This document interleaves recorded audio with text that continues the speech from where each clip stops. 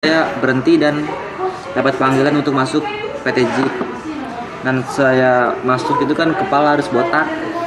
Nah, itu teman-teman kalau magang ke sini itu kepalanya harus botak, rambutnya itu harus.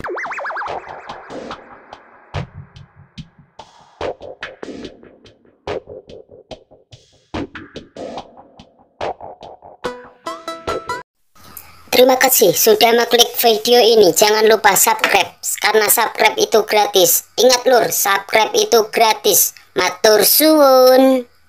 Assalamualaikum warahmatullahi wabarakatuh. Waalaikumsalam warahmatullahi wabarakatuh. Kembali lagi guys. Ini saya sekarang lagi habis makan di biasa wartegnya orang Jepang. Ya enggak, Nak? Biasa. Joyful. Joyful.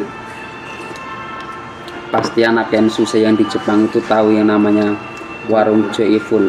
Itu wartegnya orang Jepang. Tapi yang punya bukan orang Indonesia, orang Jepang. Nah, itu kelasnya orang anak pemagang. Soalnya murah. Ini ngeblur nak? Enggak ya? Enggak.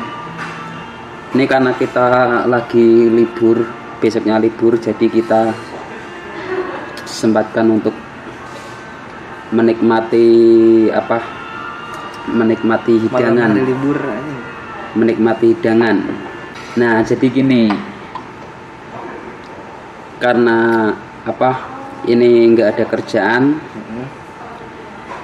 kita sambil makan ini kita mau ngobrol-ngobrol ya sama si Dana ini nih. Dia ini kemarin habis tes guys, habis tes 1 tahun ya pertama ya di Jepang ya. Nah, dia itu baru kemarin tes 1 tahun pertama di Jepang dan alhamdulillah lolos. Ya. Makanya ini tadi ditraktir, syukuran guys, makan steak kambing sampai nggak habis, Stik buaya. Nah, nanti kita akan sedikit cerita-cerita kok bisa sih minat kerja di Jepang itu kenapa nih. Nah, langsung aja nak. Ya, ini kok kamu bisa berminat kerja di Jepang itu, tujuannya atau asalnya itu gimana? Jadi gini. Dulunya.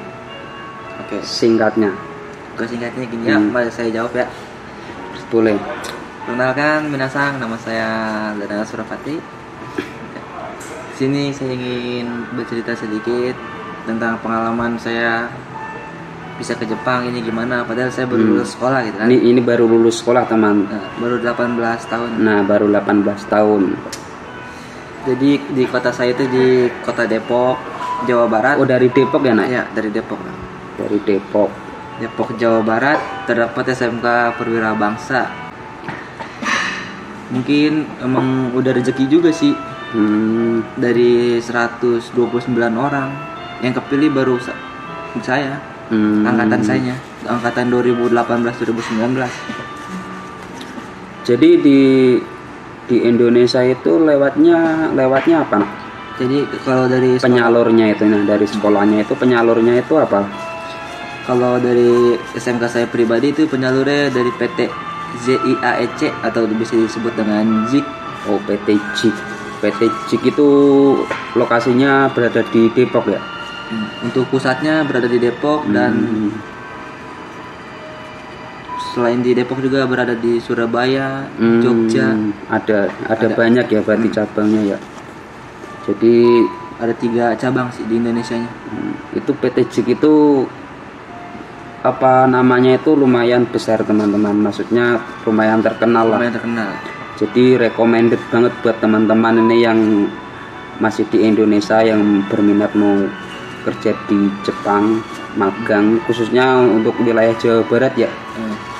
Ke PT JIK ya. PT ZIAEC. Nah, PT JIK itu recommended banget lah buat penyalur untuk kerja magang di Jepang. Nah, ini pertanyaan selanjutnya. Kok kok bisa berminat pergi ke Jepang? Itu atas dasar apa ini, Nak? Sedangkan kan kalau lu kan masih ibaratnya nih masih lulus sekolah kan, nggak nyari pekerjaan di daerah Jakarta atau di sekitar Jabodetabek lah, kok langsung mau merantau jauh ke Jepang, itu alasannya apa? Yang pertama sih ingin mencari pengalaman yang luas dah, masa di kota-kota sendiri atau kota-kota tetangga, pengen ngerantau nyobain yang jauh itu kayak gimana. Yang kedua sih buat keluarga juga sih, orang tua yang terpenting. Jatuh bangunnya itu udah ngerasain. Dari orang nggak punya sekarang ya, semenjak udah ke Jepang ini udah bisa mengangkat derajat orang tua lah. Tiap bulan juga ngirim. Tiap bulan Mas juga bisa nabung juga nabung ya. Juga. Kalau ke di sini ya seenggaknya gitu kan. Iya. Yang penting sih nyari pengalaman aja dulu. Karena selagi masih muda kan, nikmati masa mudamu selagi kau masih muda. Bagus. Agar tuanya nanti tidak kesusahan. Bisa buat masa depan nanti kalau sudah tua. Jadi kan tadi lewat PTJIK nih, bro. Ini masalah prosesnya tadi ya.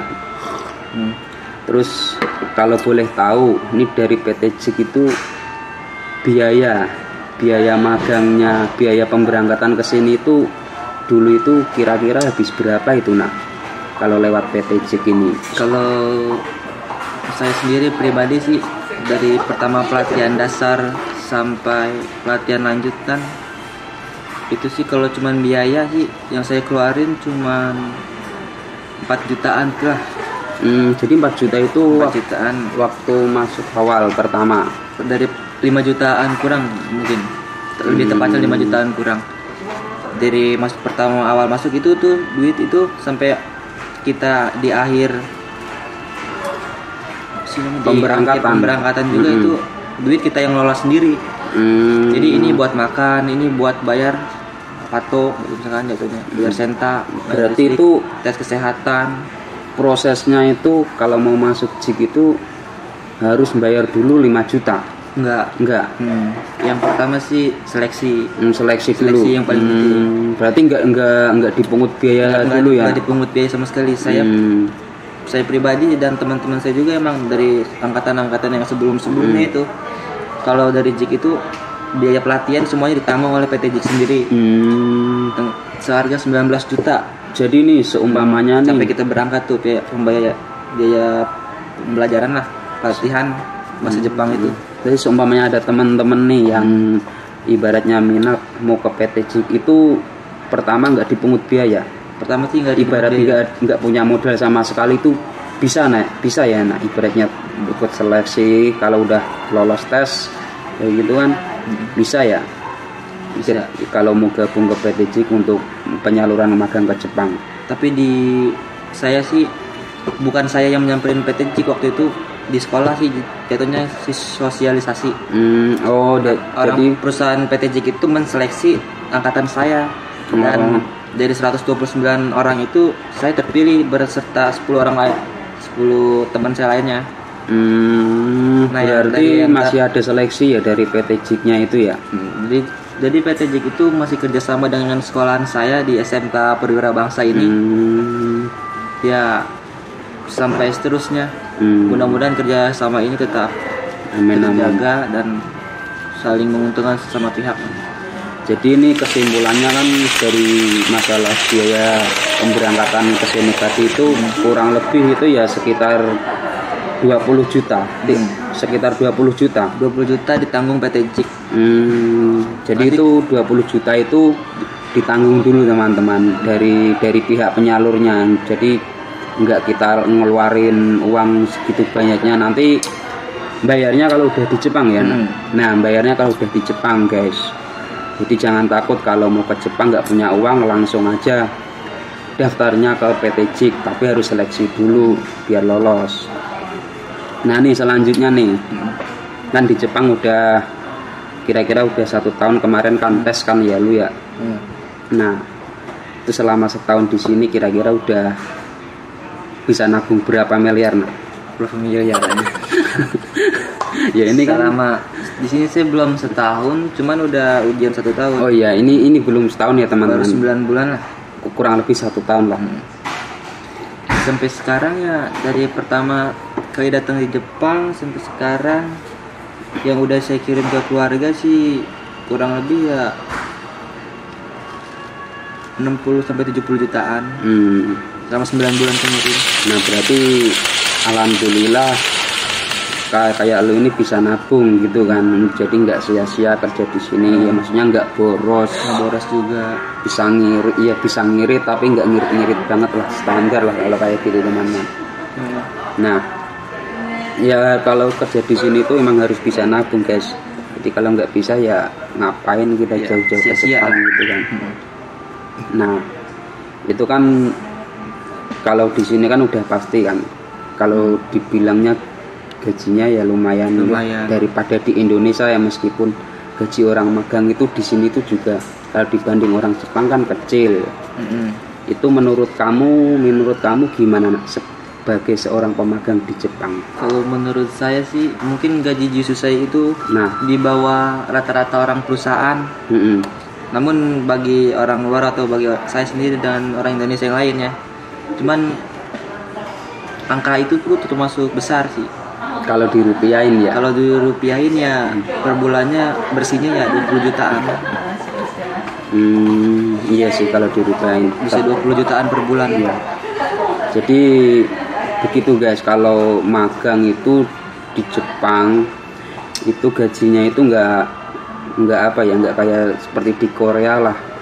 Kayak gaji orang kerja nggak. Kalau sifatnya magang itu kan kayak orang PKL, jadi belajar sambil bekerja. Nah belajar sambil bekerja, jadi gajinya pun itu setengahnya orang bekerja di sini. Nah yang penting kita tetap bersyukur aja mas. Bersyukur ya. Udah bisa ke Jepang, mencari pengalaman, terus ya kita nikmatin aja lah berapapun itu hasilnya. Nah ini kan udah di Jepang nih, kira-kira dulu minum dulu guys. Kira-kira dulu itu Mantap. pas waktu di Indonesia nih, apakah ada kenangan nggak nak, perjuangan pas proses pemagangan sampai ke Jepang ini? Banyak banget itu kan, namanya perjuangan itu banyak banget. Apa itu yang menurut kamu itu paling sudah sampai di Jepang ini nggak bisa dilupakan lah, berkesan banget itu? Yang paling berkesan pas proses, pas waktu pertama kali jogging atau tanda tangan kontrak ya. Ya. Nah di situ saya lagi bekerja di salah satu restoran di Juanda Margonda. Nama restorannya Pochajang Depok. Itu restoran Korea. Saya bekerja selama 2,5 bulan lah. Setelah itu saya berhenti dan dapat panggilan untuk masuk PT Jeep. Dan saya masuk itu kan kepala harus botak.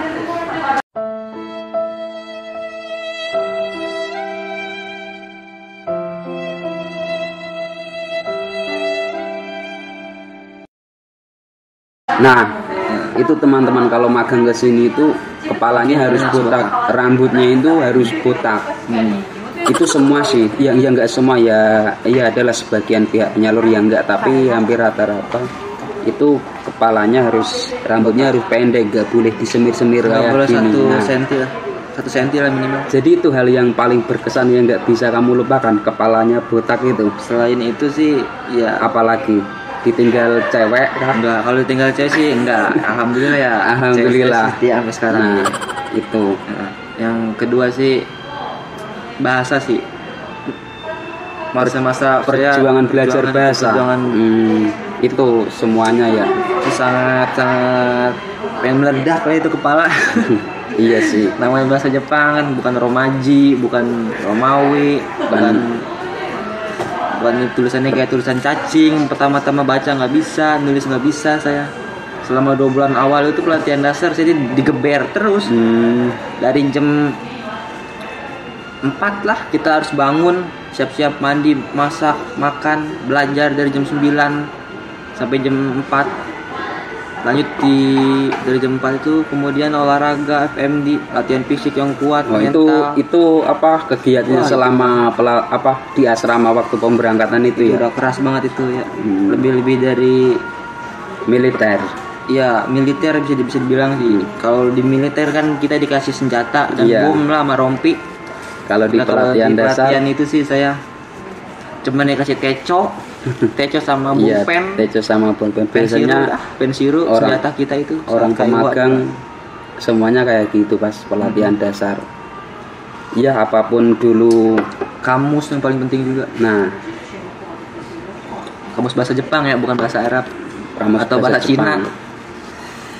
Jadi di setiap perjalanan seseorang kesini tugas itu punya cerita yang sangat berkesan masing-masing. Contohnya si Dana itu dulu pas waktu di sini itu dia sampai ngorbankan yang rambutnya dulunya gondrong terus dibotakin.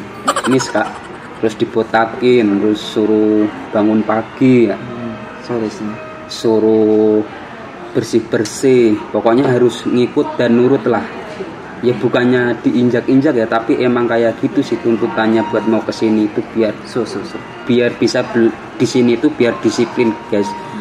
Soalnya kalau di Jepang itu kan negara emang negara disiplin. Disiplin banget sih.